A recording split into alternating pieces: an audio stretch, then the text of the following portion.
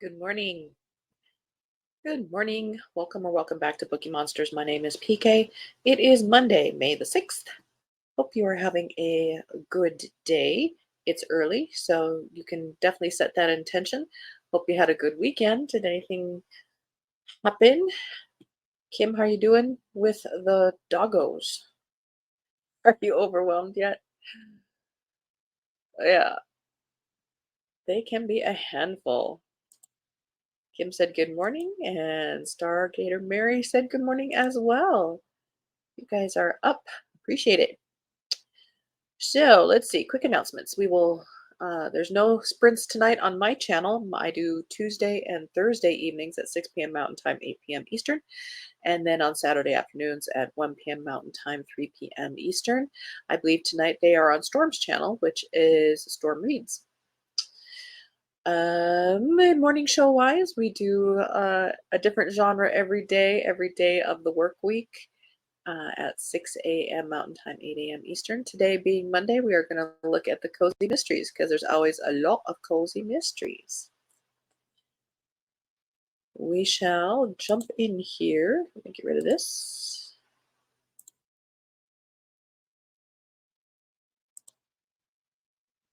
And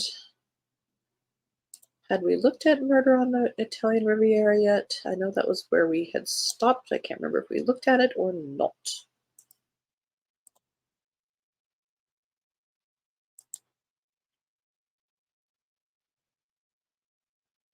I don't think we have. This is Murder on the Italian Riviera by T.A. Williams. 7th in the Armstrong and Oscar Cozy Mysteries. An ex-con, private investigator Dan Armstrong is no stranger to working with criminals, but when he's approached for help by Bianca Moretti, he's on high alert. Bianca is intelligent and beautiful, and Dan likes her, but he also once sent her to prison. A suspicious death. Bianca explains that a guest has been found dead at her father's luxurious and private retreat on the beautiful Italian Riviera. The police are sure the death is accidental, but Bianca is convinced the man's been murdered. Dan's sure he can get to the bottom of things as long as Bianca is telling him the whole truth. A very revealing case. But when Dan arrives at the resort, he's in for a shock. He finds that the place is a naturist retreat, and everybody is walking around stark naked. Dan is determined to discover the truth, but this is going to mean revealing a whole lot more of himself than he expected. Where do you put your gun? Hmm?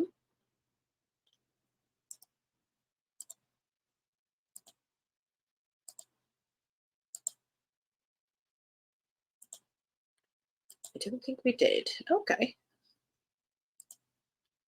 A Meowfia mystery. Double check the date. We're good. This was last week. Leftover. This is by Corinne Winters, second in that series. There's no rest for the wicked or peace for the witches. Angie Tosca is ready to embrace her magical roots in blissful Belmar, but when her Nana vanishes with a precious spellbook, things go haywire fast. Between investigating a bookshop murder, family secrets, and fending off suspicious cops, Angie's got her hands full. Good thing she's got help from her cousin, Detective Finn, and her Russian hitman turned cat familiar.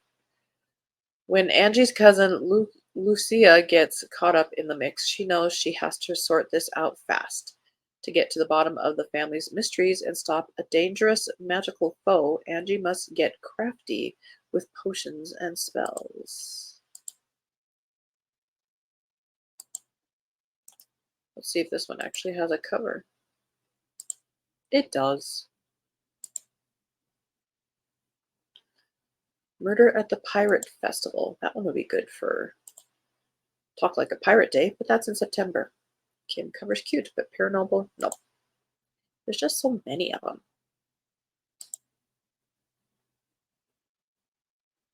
This is by Abigail Yardimchi. Yardimchi.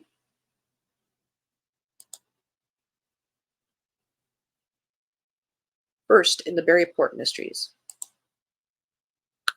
One dead pirate girl, thousands of eye patched witnesses, a whole Devonshire town struggling to believe it was murder. Teenager Polly Trinket dreams of popularity. After she witnesses something at Berryport's annual pirate festival that could prove local golden girl Tanya Withers was murdered, she sees a chance to achieve her dream. But making herself heard in this small harbor town isn't easy.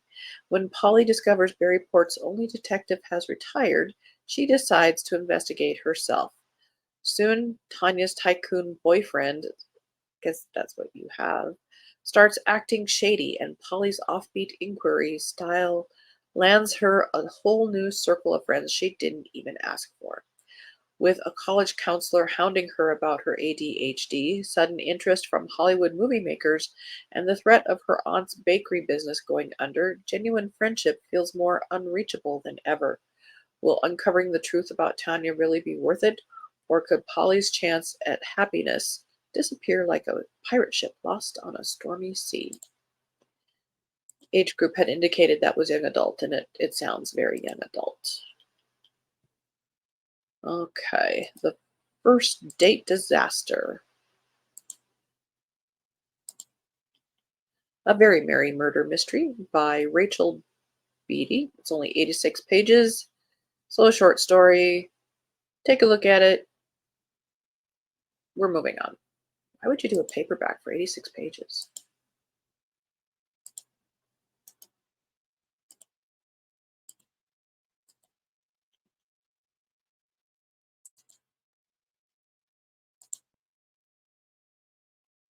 Bobby Flynn Mysteries, book number 2 by Jack Murray.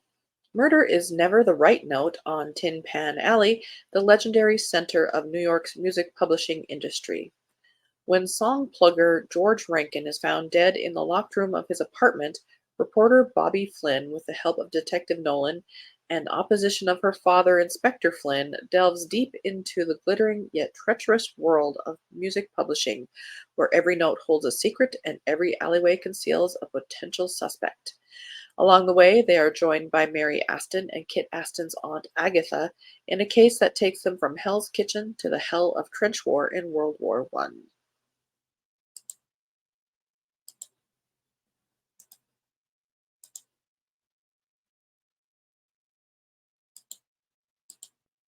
Murder for Sale by A.S. Wilkes.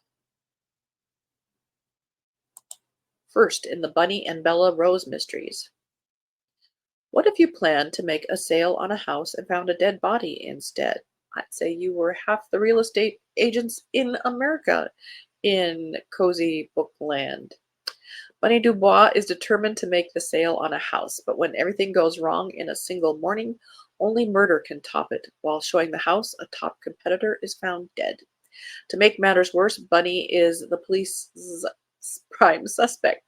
Now, frantic and determined, it is up to her and her old high school friend to clear Bunny's name and put the killer away. Soon they learn the name of the game in real estate is sometimes murder.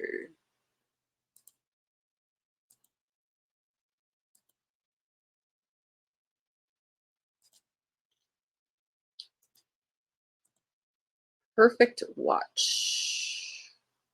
A very cranky cat. Oh, and it's a different cover over here.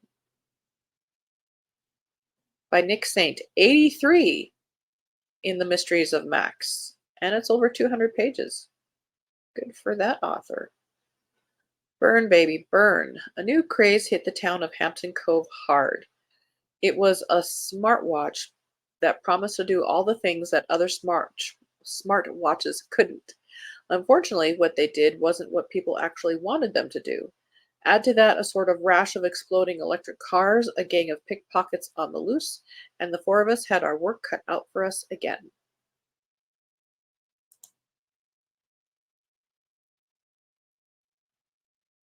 Ha, that's all there is.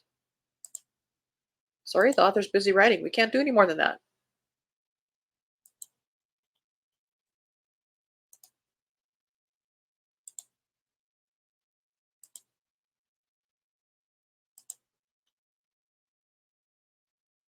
The Deathly Visit by Diane Ezzard, first in the Pevensey Bay Mysteries.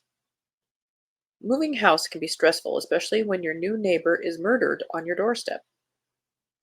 In the picturesque seaside village of Pevensey Bay, where crashing waves serenade the rocky cliffs, somebody was trying to be poetic, Helen finds the perfect property to spend her advancing years, not to relax and enjoy her retirement as many would expect, but to set up a business running a bed and breakfast establishment.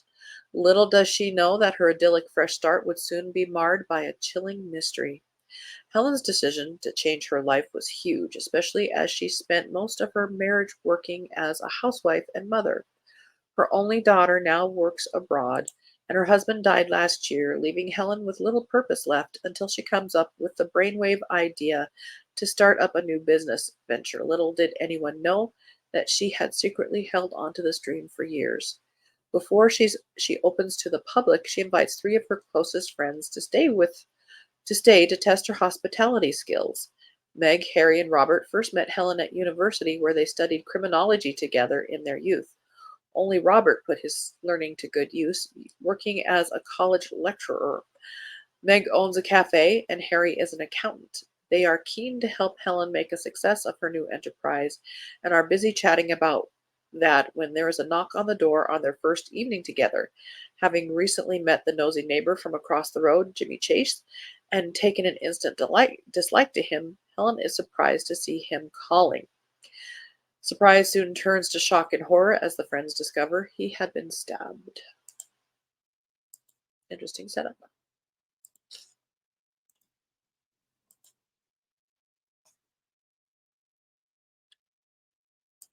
I do like this cover for some reason. It is pleasing to me. By Kelly Mason, A Mystery at Moore House.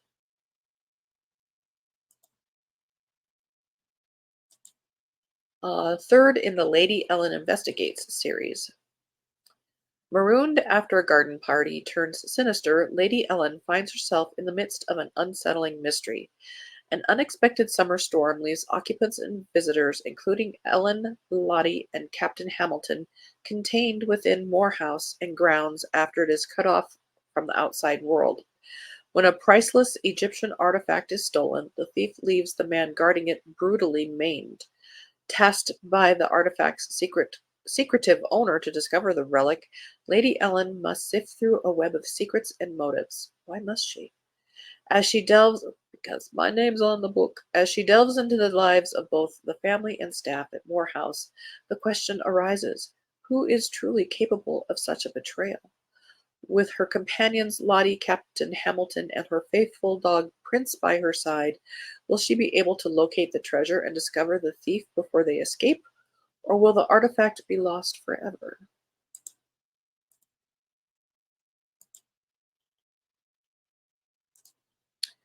Murder on the Tracks by Sadie May. 44 pages. That's not a book. That's a short story. Moving on. Death at the Hunting Lodge, which is a very tough name, but the cover's pink. I'm getting mixed signals here. By Laura Stewart.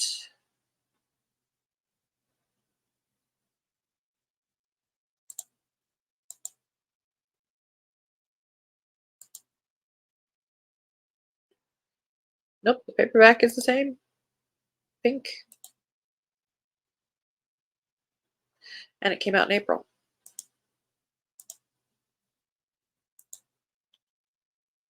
All right. On to the Susan Winick Albert. Easier Dead Than Drawn, a paint by murder mystery by Bailey Abbott, first in this series. Except it says the paint by murder series continues. I don't get it. When the town council hires Chloe Abington's close friend, famous wall muralist Lana Easton, to paint a mural advertising the return of the floating amphitheater. Not everyone in Whisper Cove is happy about the theater or Lana. Naysayers think the noise from concerts and visitors will disrupt their quiet community. It doesn't help that a lot of money taken from the town's budget is being used to pay the muralist for her services. The mood turns even more grim when Lana is found dead, and since Chloe was there alone to discover her body, that makes her the prime suspect. Before Chloe finds herself painted into a corner as the killer, she and sister Izzy hurry to solve the case and find the real criminal.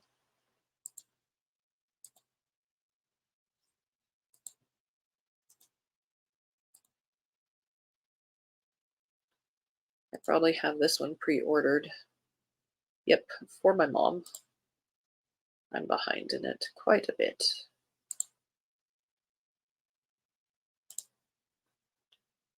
Forget Me Never by Susan Wittig Albert, 29th in the China Bale series. She is still writing.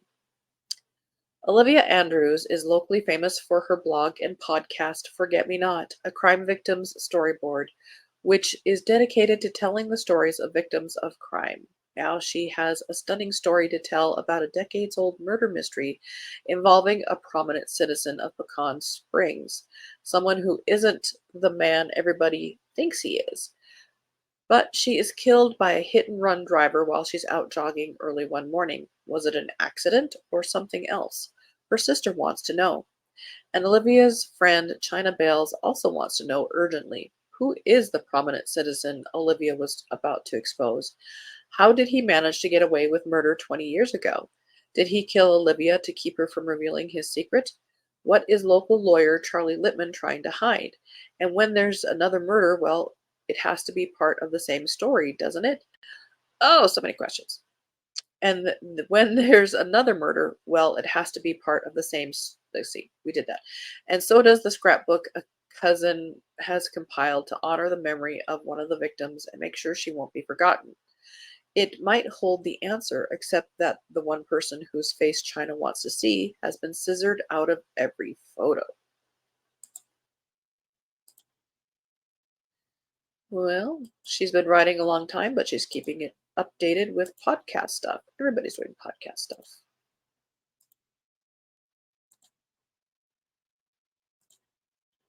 Beeswax Bewitchment, a Honeybee Hedge Witch Mystery Book Number 1.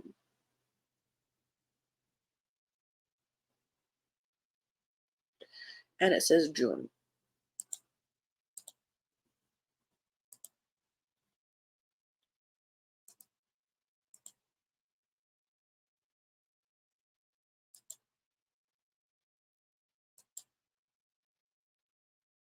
Nonna Maria and the Case of the Lost Treasure by Lorenzo Carcaterra.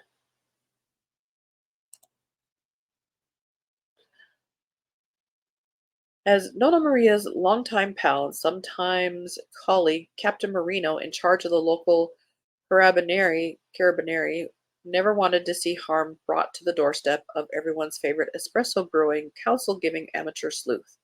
But when you live a long life, you're bound to make a few enemies, and when those enemies come calling, you have to rely on friends. Faced with an assassin seeking revenge for a decades-old grudge, Captain Marino has no choice but to turn to Maria, who must use all her neighborly resources, clever faculties, and web of connections to save him from his perilous predicament. On the other side of the island, a second mystery begins to unfold at the deathbed of another of Maria's old friends, as he hands his granddaughter a yellowed map and tells her of treasure to be found in one of Ischkia's secret caverns. However, there are traps and pitfalls. There will be others with sinister motives who can do all they can to make the treasure their own. But this map is a guide, the only gift he has to give. When the granddaughter needs help cracking the code, she turns to her grandfather's most trusted friend, Nonna Maria. It's a cute cover. Copies required.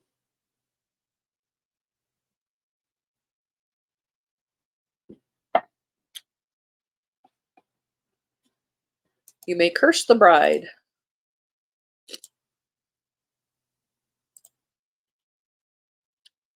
Book number 3 in the Wedding Witch series. A disturbing death threat, a baffling black veil. Without our magical sleuth to break the curse, will the next bride end her day wed or dead? Skylar Blackwood is rediscovering the thrill of using her magical powers, and her Grey Wolf familiar is loving vanquishing the witch hunters who appear every time a spell leaves her fingertips. But when a guest is found murdered at the most flower-filled wedding of the season, it sparks more than a firestorm in a witch's cauldron. Skylar is shocked when her handsome detective ex-husband enlists her help on the case. Finally, he's taking her and her sleuthing skills seriously. But the witnesses are wasted on mojitos, and there's more than one dead body in this mystery. Will the magic party trick spells Skylar learned as a young witch be enough to expose the killer before the case becomes a spell-binding, murderous mess?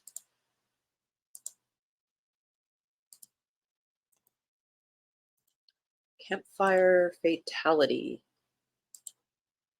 Second in the Sky Williams Kenyon Cozy Mysteries by Danielle Collins.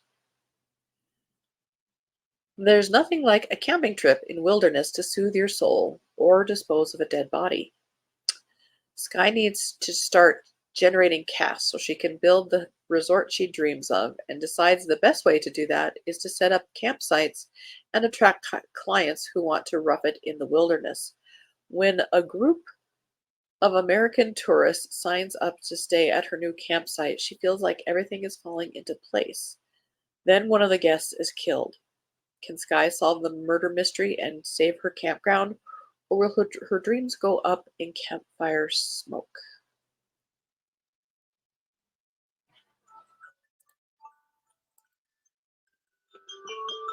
That's all we have time for. We will have to, we will be looking at these as we go throughout the week.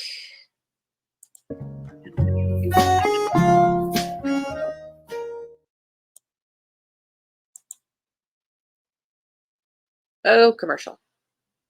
Why do you do this to me?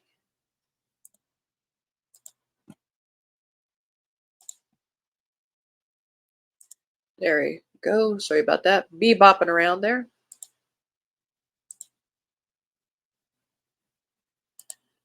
Kim says, need to round up 3 dogs I haven't fed so I can go back to sleep. Exactly. Sleep when you can. Goodness. All righty. So tomorrow we'll be looking at mysteries and thrillers. So hopefully we'll get some more options to read to check out further. I do not have sprints tonight on my channel. I do them on the Tuesday and Thursday evenings and Saturday afternoons. Tonight, if you want to do some sprints, you can check out Stormy at Storm Reads. Other than that, I hope you have a good Monday. Hope you're reading good books. Please take care of yourselves. Be happy on purpose, and so forth. And as the banner says here, don't be a bookworm, be a bookie monster. Om nom nom. Have a good day. God bless.